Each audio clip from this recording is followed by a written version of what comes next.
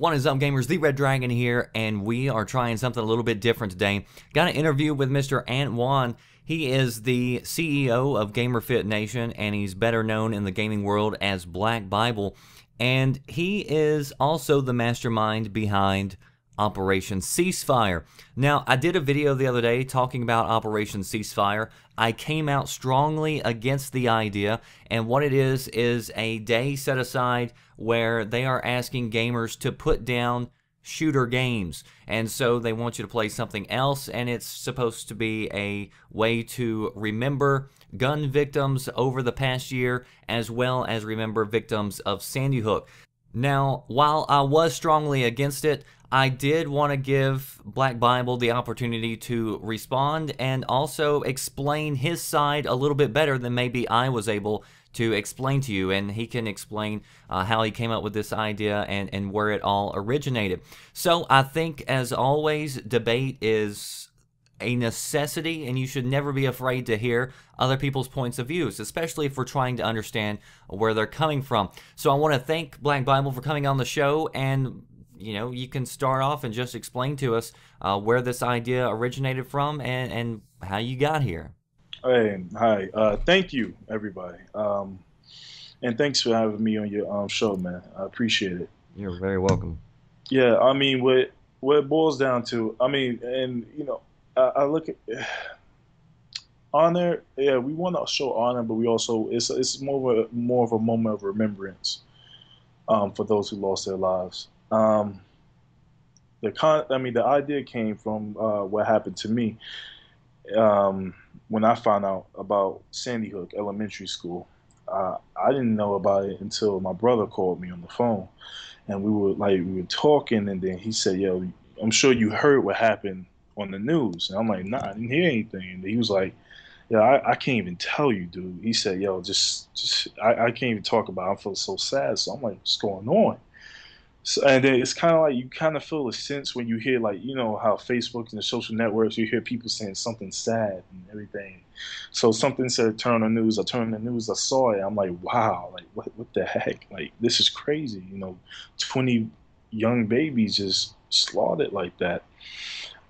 So that night I had a press junket. I had to cover a movie called Django, and I went to see the screening of the movie. And I was like, I mean, and nothing against Django. I think it was a good movie, but um, for the first time ever, I was jarred by what I was seeing with the shooting and everything.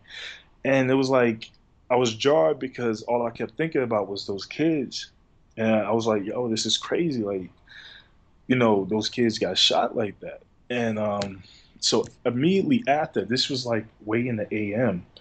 I went home, made a video, expressing how I felt and what I wanted to do. Even prior, before I left that, to the junket, I said to everybody, like, look, I want to do something. I just don't know what I want to do. But if you guys would stand by me, I appreciate it. So I said what I said.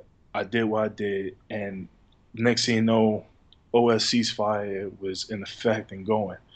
Now, I want to make something clear. When I did this was prior to me, finding out that later on the media started saying that Adam Lanza was a gamer.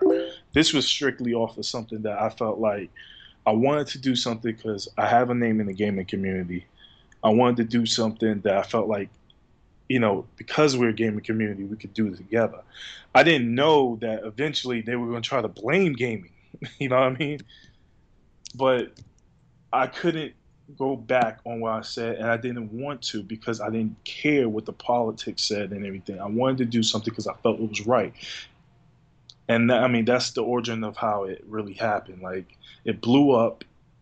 Media started contacting me.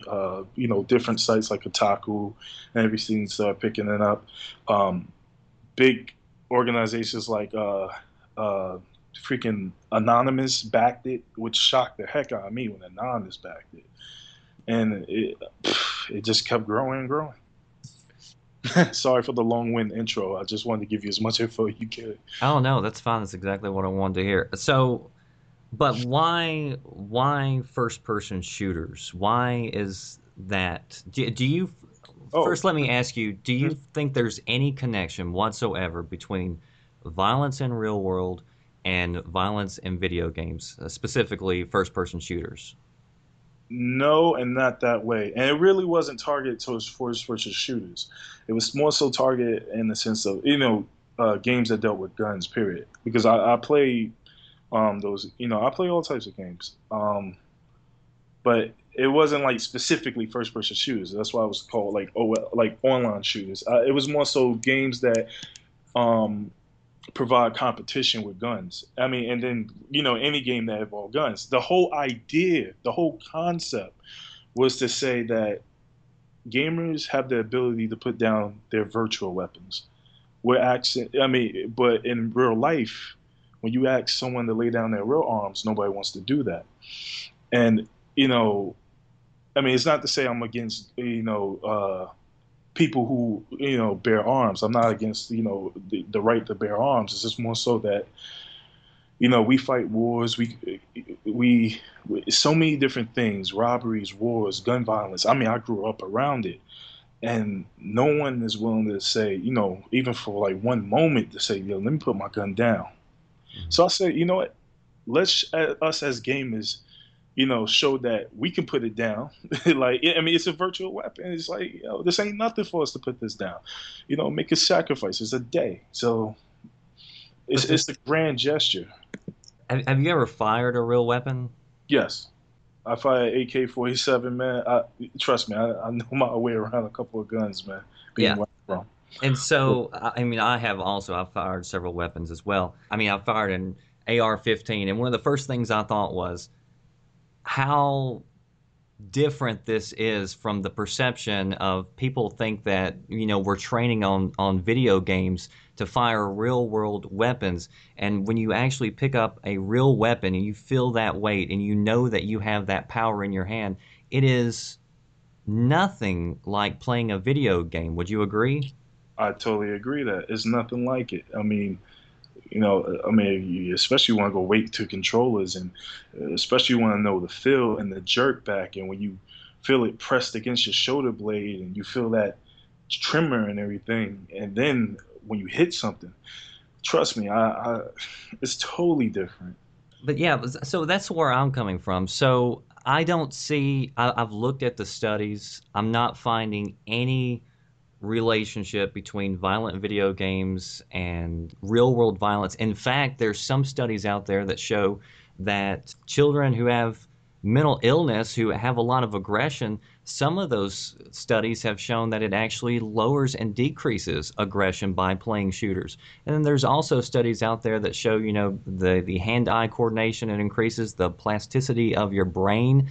can increase. So there's so many good things about gaming, especially when it comes to shooters, I think.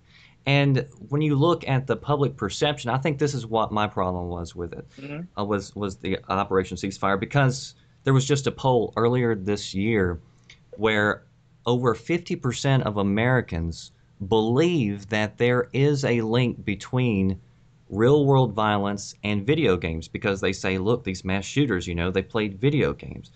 But the fact is, most young men play video games and they play shooters, and they totally ignore the tens of millions of people who aren't going out and causing any aggression. And the other thing is, if you look at per capita buying violent video games compared to other countries, it just doesn't add up. The countries that play the most violent video games actually have fewer gun violence and homicides in their countries. And I think it goes back to your raising, and not necessarily the games that you're playing, but your upbringing, your social status, your family, the love that you were given as a kid. I think that's more of a determining factor about whether or not you're going to act out an act of violence against somebody, or how you handle aggression or anger, and not necessarily the video games. And I Right. think if you were going to, say we're going to put down our arms, what about paintball? Paintball, you're actually going out there and firing at real people that with a weapon that looks real. In response to that, I want to go back to something you said and then forward Okay. to what you were saying. Um, all right, so I don't believe I don't believe in the association as far as video games and violence. I mean, I always said this. I said that if anything, video games reflect real life. It's just like in fact, a more so downplayed version of real life. Because I mean, some of the stuff we do in video games come directly from real life. Even games like Call of Duty and everything, they borrow stories or real life events that happen, and then they make their own versions of it. I've never seen it the other way around. Violence existed way before video games came about. To play devil's advocate, in those different places, different countries where video game violence. I mean, I'm sorry. Wait, it was along the lines where you were saying that there's no video game, there's no violence or gun violence because of video games. Just to play a little bit devil's advocate, they also have different gun laws. They don't, most countries outside the U.S. have their gun laws are totally different from ours. And I'm not going to say blaming guns because I don't blame people who have arms, but that's another reason why you probably didn't see it because most countries outside the U.S. have stricter gun laws. U.S. is kind of most lenient of the gun laws. Now, with stuff like paintball, because there was some people were saying, "Oh well, if you're doing video games, why don't you do movies? Why don't you do, other forms of entertainment that, promote guns and everything? Why just video games?" My answer to and paintball included. Now, I never played paintball, and though I like movies, I never worked in the movie industry. The one industry I actually worked in is the gaming industry. So that's why I'm saying it as far as gaming. I don't have a position to talk about the movie industry because I'm not in it, and that's the whole thing. But because I'm in the gaming industry, I want to only talk to gamers because I felt like this is the community that I'm in and that I'm a part of. Okay.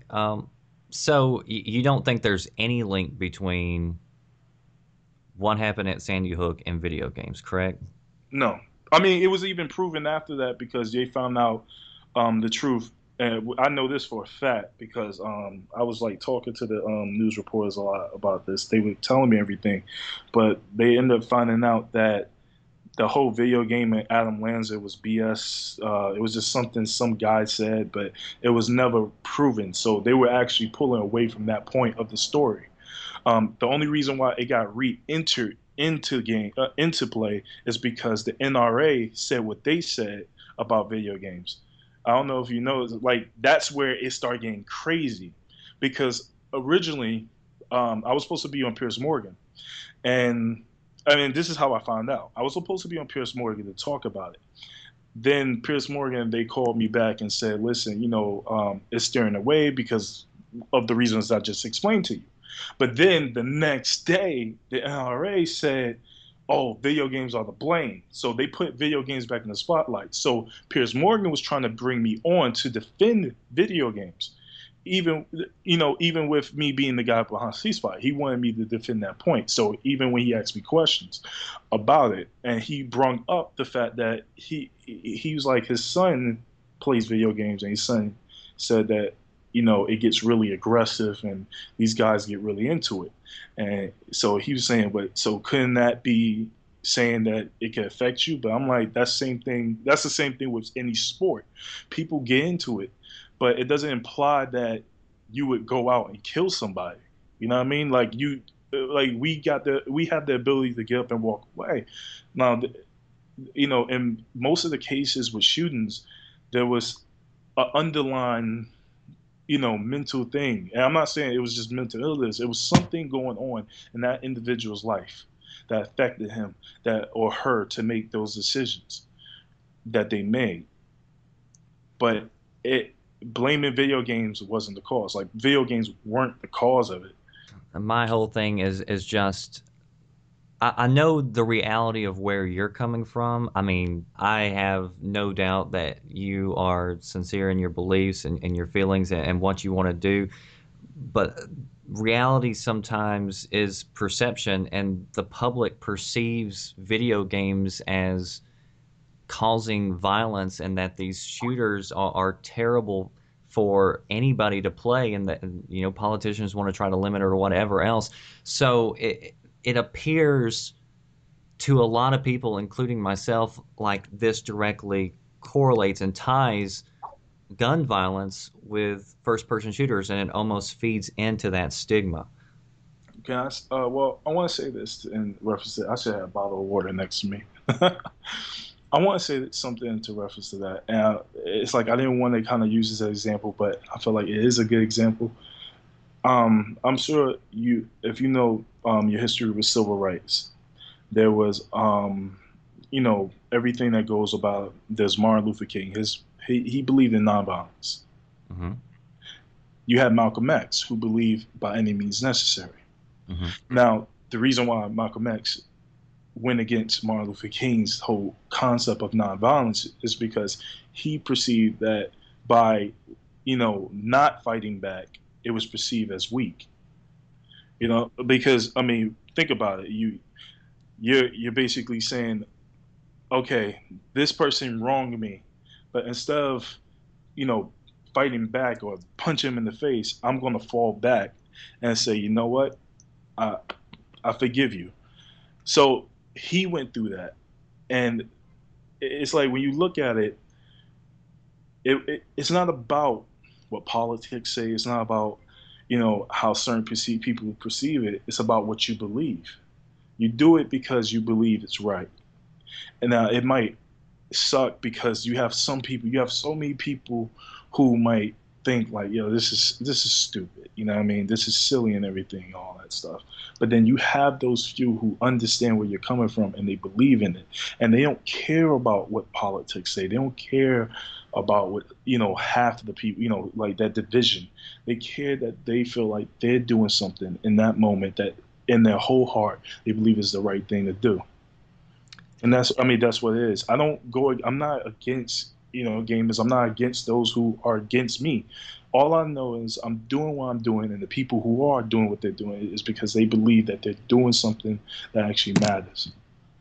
Well, I wanted to have you on the show because, as I talked about in the last video that I did about the ceasefire, I'm sorry, I was against it, and I laid out the reasons why, and I laid out some reasons or some areas where I thought there could be good change come across. But I did want to have you on to give your point of view and give your side because I try to promote debate and discussion on my channel, and you should never be afraid to listen to anybody's point of view. Yeah. And I wanted to have you on to also have a chance to explain your side a little bit better than maybe I did in my video, and nobody knows your side better than you do. So I appreciate you coming on and laying everything out. Yeah, I appreciate you having me on, and I respect you, man. Awesome show. I respect your demeanor and everything. It comes off very, with respect, with class and everything. And I understand your positions. I do. You and the people who watch you, I understand your positions. I'm not asking you to, I'm not trying to force you to support my side. None of you. The only thing is I'm asking that, hey, at least allow my side to do its thing. You know what I mean? Like, you don't have to support it, but don't destroy it. All right. Well, we can respectfully disagree. It does it for me, the Red Dragon. I'll see you next time. Thanks for watching.